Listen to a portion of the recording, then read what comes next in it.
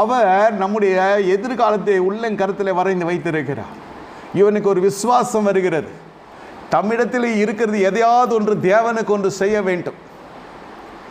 ஏதோ அவன் இடத்தில் இருக்கிறதை தேவனுக்கென்று அவன் செய்ய வேண்டும்.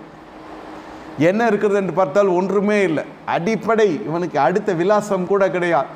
எங்கு போய் சேர போகிறான் என்றும் தெரியாது. ஆனால் வீட்டிற்கு சத்தியமாய் போக முடியாது. வீட்டில் பெரிய கலவரமாகிவிட்டது.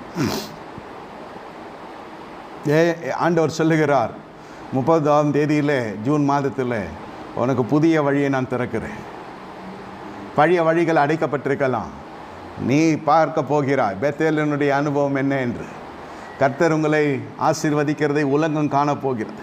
இது ஆரம்பம்தான். ஆரம்பம். எவ்வளோ முதலீடு? ஒரு முதலீடும் இல்லை. தேவ தரிசனம் இலவசமாய் வருகிறது. கர்த்தர் தரிசனமாகிறார். ஒரு தரிசனம், அவன் கண்டு பயப்படுகிறான்.